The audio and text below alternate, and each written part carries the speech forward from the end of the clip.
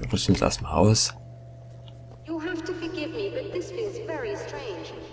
It seems like this has all happened before. I have the replacement part for your telescope, Doctor. All right.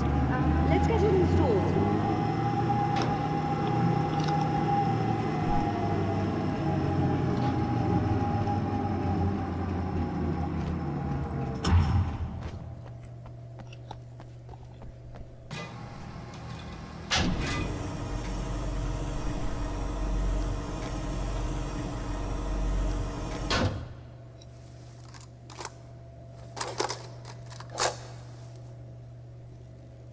I think we can give this a go, although I have this strange feeling that something will Don't go start wrong. it up yet. There's a problem with the coolant system. Yes, that's right. I remember. All right, let me think. If they're sabotaging it, they'll be at the primary coolant pipe outside. If you can secure it, we should be ready to pick up the signal. That is why you're here, isn't it?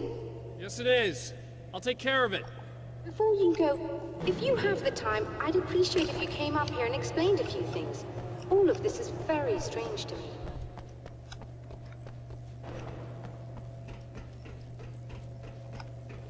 So, das Teil haben wir eingesetzt. Und wir sollen nochmal mit Dr. Meadow sprechen. So. Hier bediene ich mich jetzt einfach mal kostenlos. Und dann mal hochgefahren.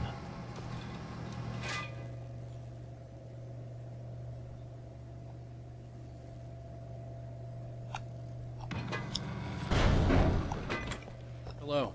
I don't quite know what's going on, but I seem to remember having had this encounter before. It's not deja vu, Doctor. This has happened before. We're caught in a time loop. That's utterly insane. How could that be? I can't really explain it. I suppose I could call it magic. I don't believe in magic. Neither do I. But I can't argue with what I've experienced. Listen, what matters now is the signal. The last time we only caught a part of it. I need the rest of it. Whether you believe me or not, you want to look into this as much as I do, right? Yes. All right. I realize that you have trouble believing this. That's an understatement. I can't deny that what you say resonates with me on some level I don't pretend to understand. But for all I know, I'm simply delusional. But it's not just you. I've experienced the same thing as you. Doesn't that prove something, at least? Maybe. On the other hand, given your appearance, and the fact that you're trying to convince me that I'm not insane, perhaps you're merely a hallucination that accompanies my delusions. You're not having a psychotic episode, Doctor. For what it's worth, I'm a skeptic by nature. I completely understand your reluctance to believe me. There are people caught so deep in their psychosis that they retroactively manufacture memories and beliefs that conform to the situation at hand. Sure, but you have to stop second-guessing yourself at some point, if you want to get something done. Na gut, nach der Waffenkunde jetzt Psychologie mit Dr. Meadow. Und mir wird schon wieder fast zu viel. Nein, Spaß. So, das sichern jetzt die primären Rohre. Wozu eigentlich? Ach so, damit das Kühlsystem wahrscheinlich nicht wieder ausfällt. Und wir das Teil hier benutzen können, ohne dass uns die Besessenen mal wieder überraschen.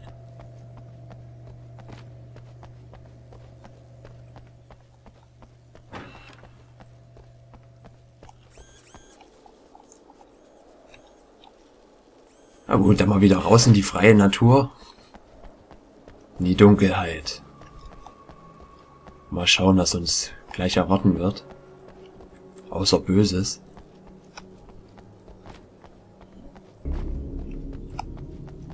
So, wenn ich mich recht erinnere, war die Treppe doch eigentlich versperrt. Ich kann nicht drüber springen. Jawohl. 1A.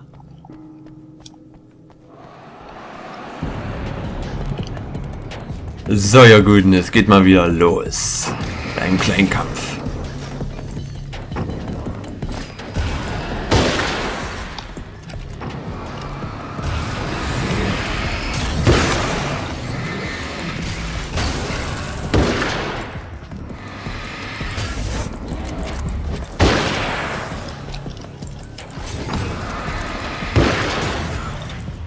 Oh oh, oh oh. Autsch. Ja, das hat gerade gesessen, würde ich meinen.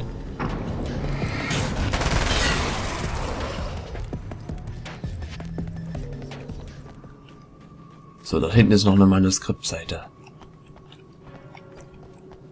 Dann gucken wir noch mal rein.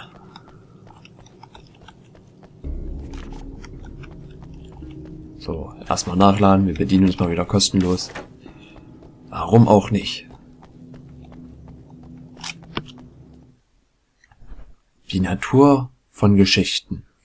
Stories come naturally to us. We can't help it.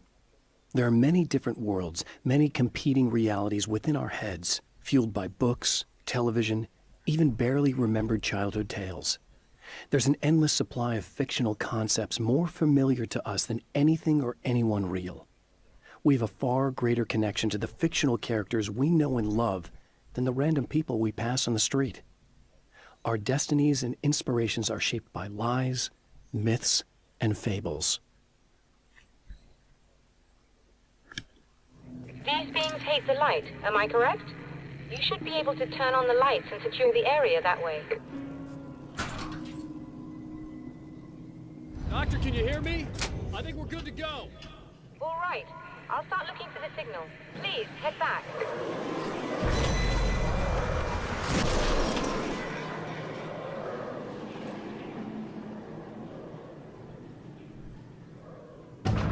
Oh. Fliegende Autos sollten doch eigentlich erst in der Zukunft kommen. Bei Alan Wake gibt's die in der Gegenwart.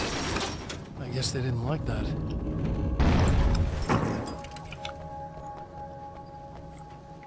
Tja, ob denen das gefallen hat, ist mir eigentlich sowas von egal.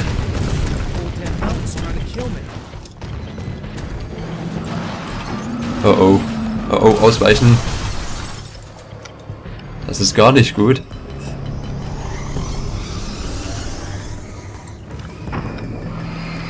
Autsch. So, ich renne dem Licht nach.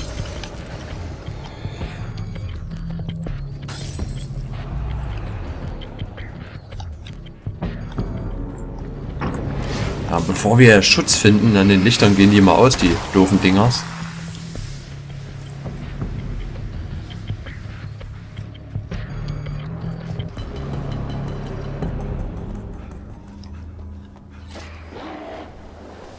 So, ich glaube, ich renne einfach wieder rein. Schnell, in Sicherheit.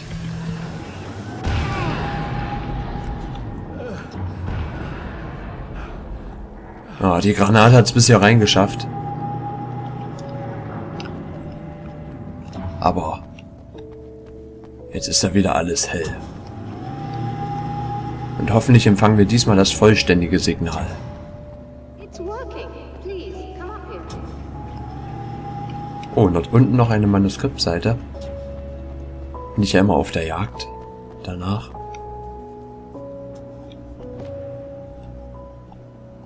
Oh, aber die scheint draußen zu sein. So, wisst ihr was? Wir wagen das nochmal. Wir gehen nochmal raus. Nee, geht gar nicht. Okay, also wir sind... Dann sprechen wir erstmal mit Doktor. Also Mrs. Doktorin Meadow.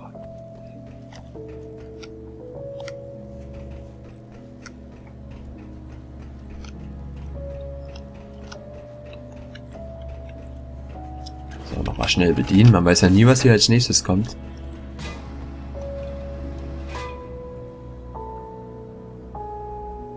So, und während dieser gemütlichen Fahrstuhlfahrt schauen wir nochmal in die Manuskriptseiten rein. Kosmologische Wahrheiten. There are places where our world is worn thin, and another reality brushes against ours. One such site is Cauldron Lake near Bright Falls, Washington. But there are others. That other reality is dark, vast, and malleable, always in flux. In its depths dwell vast forces and alien energies. They're dangerous.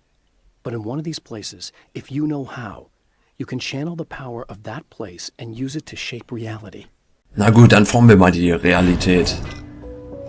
Und hoffentlich kommen wir jetzt mit Dr. Meadow dazu ein Stück näher. Find the signal? Yes, I don't think it's quite the same thing we had, the last time. Still, we're definitely picking it up. Are we getting the complete signal now? I'm afraid not.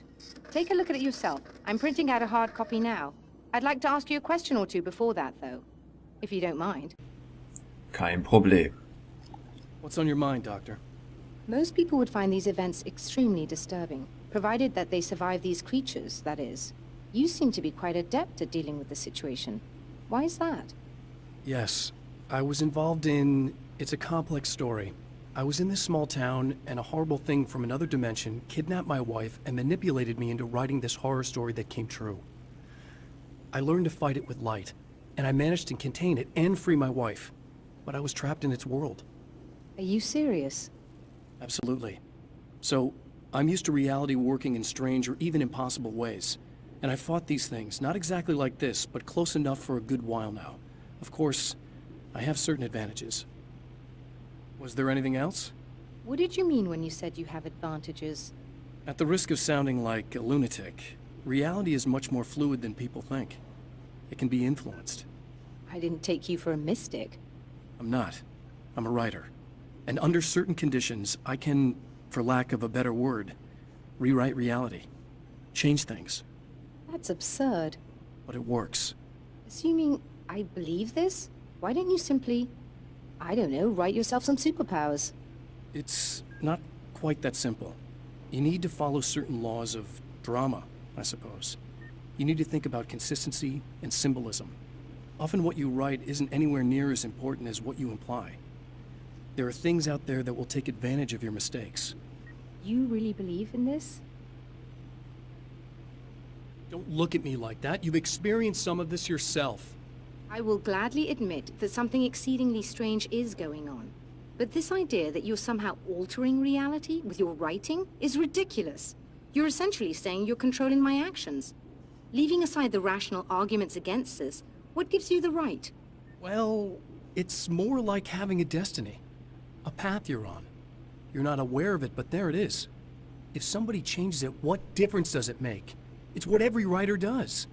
If you write something that affects one of the characters, they don't really know about that. I'm not a character. Are you saying that it's all right to take advantage of someone if they aren't aware of it? Look, all I meant was that if you're genuinely making all your own decisions, and those decisions lead to whatever destiny you have, what practical difference does it make? I suppose that depends on whether our destinies are determined by things like physics and probabilities, or natural reality, which is presumably neutral and impartial, or by some kind of an intelligence. If it's the latter, that intelligence makes choices based on some criteria. If we suffer as a result of those choices, there's a moral and ethical element involved, regardless of whether we're aware of its manipulations. Wouldn't you agree?